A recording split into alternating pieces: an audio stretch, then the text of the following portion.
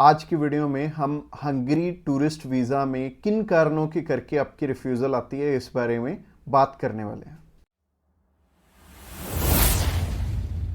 Subscribe कीजिए हमारे इस चैनल को और टूरिस्ट वीज़ा में आने वाले अपडेट्स के बारे में अप टू डेट रहिए। तो जहां तक बात की जाए आज के टाइम में रिफ्यूज़ल्स की, रिफ्यूज़ल रेट बहुत ज़्यादा पीक पे हैं और जैसे कि मैंने बताया 4 बारी अप्लाई करके 5 बारी अप्लाई करके भी लोग बैठे हैं जिनको कि समझ में नहीं आ रहा कि उनका रिफ्यूज़ क्यों हुआ है।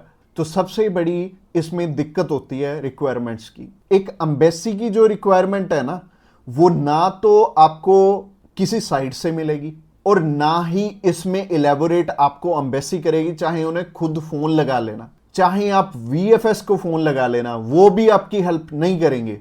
और तीसरी चीज आती है यहाँ पे कंसल्टेंट्स। बहुत सारे कंसल्टेंट्स हैं, बहुत कुछ जानते होते हैं, वो आपको इसलिए नहीं बताते क्योंकि उस काम को करने में हो सकता है 2 मंथ या 3 मंथ या फिर 6 मंथ का टाइम जाए। तो मेनली बात यही है कि जब भी हमने टूरिस्ट वीज़ा अप्लाई करना है, हम ध्यान से देख लें कि हमारी रिक्वायरमेंट पूरी हो रही है और किसी अच्छे कंसल्टेंट के थ्रू ही अप्लाई करना। मैं तो एक चीज बोलता हूं कि बड़े नाम के पीछे तो कभी मत जाना। देखो अभी कोई बड़ा नाम है तो उन्हें कोई फर्क नहीं पड़ता कि आपका वीजा आए चाहे आपका रिफ्यूज हो। बट हाँ, जैसे हमारे जैसी कंपनीज हैं जो कि अप्लाई करने का भी खर्चा बहुत कम लेते हैं और इसके बाद भी आपको पूरी पूरी सपोर्ट करते हैं हर एक फील्ड में, हर एक चीज में आपकी डॉक्यूमेंटेशन बहुत अच्छे से बनाते हैं। क्योंकि जितने नॉमिनल कोस्टिंग हम लेके चल रहे हैं ना, अगर आपका वीजा आएगा तभी हमारा बेनिफिट है। अगर आपका वीजा आएगा, आप 10 रेफरेंस हमें दोगे तभी हमारा बेनिफिट है, अदरवाइज हमारा कोई बेनिफिट नहीं है। जो पर्सन आपसे ऑलरेडी 25,000 50,000 रुपए एडवांस में ले रहा है, उन्हें आपकी प्रोफाइल से कोई मतलब नहीं है। अच्छा, दूसरी तरह के कंसल्टेंट ये हैं कि जो हायर साइड पे 20-25,000 रुपए आपसे पहले भी लेते हैं और 10 लाख रुपए बाद में भी लेंगे। उन्हें भी आपकी प्रोफाइल से बहुत हद तक कोई मतलब नहीं है क्योंकि उन्होंने आपसे एडवांस ले लिया है और उन्हें यह फर्क नहीं पड़ता कि आपका वीजा आए या ना आए। वो अगर 10 केस अप्लाई करेंगे तो उसमें से एक वीजा तो वैसे ही आ जाता है, तो उनके 10 लाख रुपए तो वैसे ही बन गए। तो उन्होंने आपकी टेंशन क्यों लेनी है? तो सिंपल सी बात है, मैंने आपको अपना मोटिव बता दिया है कि हम रिक्वायरमेंट आपकी अच्छे से क्यों फुलफिल करवाते हैं जब भी आपने टूरिस्ट वीज़ा अप्लाई करना होता है।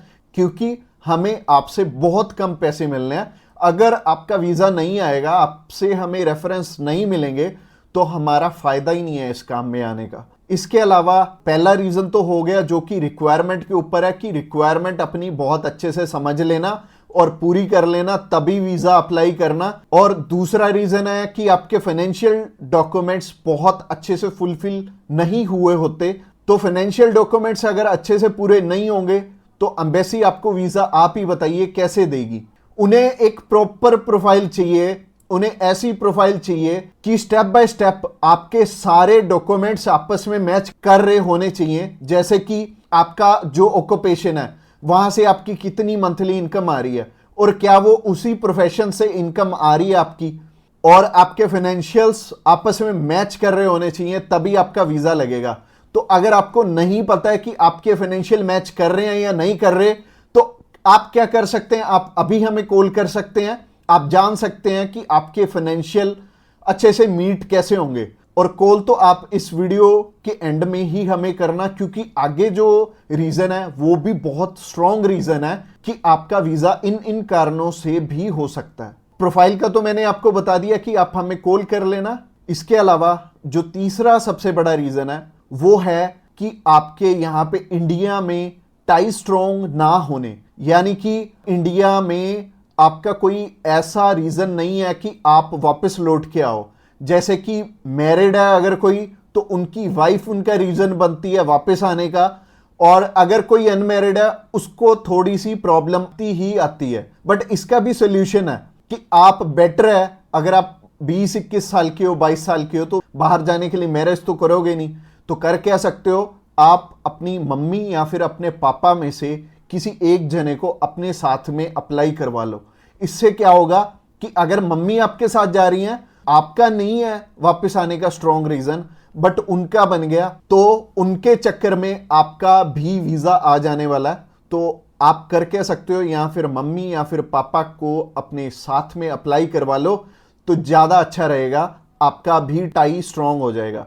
तो तीसरा रीजन हो गया। रीजन नंबर 4 की तरफ बढ़ते हैं। और जो चौथा रीजन है वो ये रीजन है कि आप यहां पे घूमने के लिए जा रहे हो, आपका पर्पस मैटर करता है। जब आप कवरिंग लेटर बना रहे हो तो कवरिंग लेटर ये तो आपके हाथ में नहीं है, ये तो आपके कंसल्टेंट के हाथ में है कि आपका पर्पस बहुत ज्यादा स्ट्रांग होना चाहिए, तभी आपको एक कंट्री वीजा देगी। और वीजा उन्हीं को मिलेगा, लाखों लोग अप्लाई करते हैं जिनका की एक पर्पस होगा, जिनका एक कारण होगा बाहर जाने का। वीजा सिर्फ उन्हें ही मिलने वाला है जिनका एक रीजन बहुत ज्यादा स्ट्रांग होगा। तो रीजन बहुत ज्यादा आपका स्ट्रांग बनाएंगे अगर आप हमारे थ्रू अप्लाई करेंगे। तो ये चौथा कारण था आपका वीजा रिफ्यूज होने का। और ये 4 कारण ही हैं जो सबसे बड़े रिफ्यूजल के आपके चांसेस बनते हैं। जिन कारणों के पीछे ये चारों चीजें अपनी ठीक कर लो, और जैसे मैंने पर्पस में बताया, पर्पस आपका बहुत ज्यादा स्ट्रांग हो जाएगा अगर आप हमारे थ्रू अप्लाई करेंगे।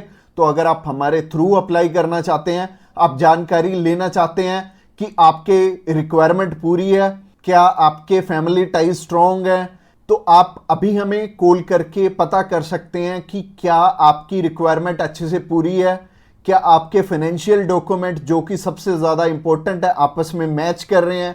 इसके अलावा जो तीसरा कारण था वो था आपके फैमिली टाइज कितने स्ट्रांग है। इसके अलावा चौथा कारण है कि आपका पर्पस हम कितना स्ट्रांगली लगाएंगे।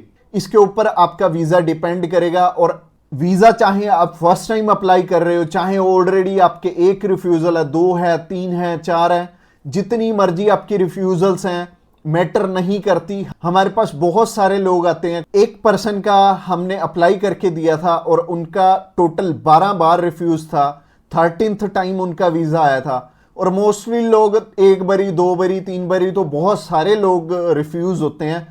कई लोग तो 4-4, 5-5, 6-6 बार रिफ्यूज होते हैं।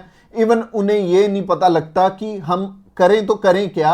वीजा तो हमें लेना है, और लेना भी बिल्कुल सही मायने में है, एक्स्ट्रा पैसे देके नहीं लेना, एक बिल्कुल नॉमिनल चार्जेस में ही अप्लाई करवाना है किसी से। तो उस कारण में वो ट्रैवल हिस्ट्री वाली साइड भी जाते हैं। तो ट्रैवल हिस्ट्री वाली साइड मैं तो बिल्कुल नहीं बोलूँगा कि आपको ट्रैवल हिस्ट्री बनानी चाहिए, क्योंकि इस टाइम एयर टिकट्स ही इतनी महंगी हैं कि अगर आप एक कंट्री में भी ट्रैवल करते हैं तो आपका 70 से 80 हज़ार रुपये लग जाते हैं। इसके अलावा अगर आप 3-4 कंट्रीज में ट्रैवल कर लिए तो आपके 3-4 लाख रुपए खराब हो जाने वाले हैं। और जैसे कि मैंने आपको पर्पस वाली वीडियो में बताया था, 15 से 16 हज़ार रुपये में आप हमारे थ्रू अप्लाई कर लेंगे और आप कम से कम 3 लाख रुपए में अपना 20 बारी अप्लाई कर पाओगे। तो ट्रैवल हिस्ट्री पे बिल्कुल भी पैसे मत लगाना।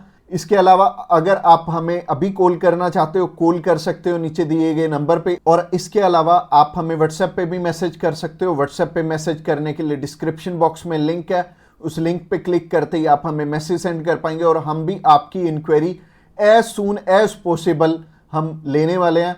और हमारी टीम्स ऑफ एक्सपर्ट्स हमेशा रेडी है और वो सारे टीम मेंबर्स को पर्सनली मैंने ही ट्रेंड किया हुआ है और आपकी हर एक ज़रूरत को वो समझेंगे और फिर उसी अकॉर्डिंग आपको गाइड करेंगे। और आपको बिल्कुल भी टेंशन नहीं लेनी, जब भी आपने वीज़ा अप्लाई करना है आप हमारे थ्रू इजीली कर सकते हैं। अगली वीडियो हमारी सी टाइप के वीज़ा के ऊपर रहने वाली है कि सी कैटेगरी में बहुत सारे हमारे पास ऑप्शन होते हैं अलग अलग, जिनके थ्रू की वीज़ा अप्लाई करने में हमारा पर्पस बहुत स्ट्रॉन्ग हो जाता है। तो सी टाइप में जैसे कि बिजनेस वीज़ा हो गया, स्पोर्ट्स वीज़ा हो गया, कल्चर वीज़ा हो गया, मेडिकल वीज़ा हो गया, तो ये सारे वीज़ा के बारे में हम बात करने वाले हैं, जो कि हमारी नेक्स्ट वीडियो रहने वाली है। तो आपने क्या करना है, हमारी नेक्स्ट वीडियो को भी जरूर ध्यान से देखना। Thanks a lot for watching this video till the end, और मिलते हैं किसी बढ़िया सी वीडियो में नेक्स्ट टाइम।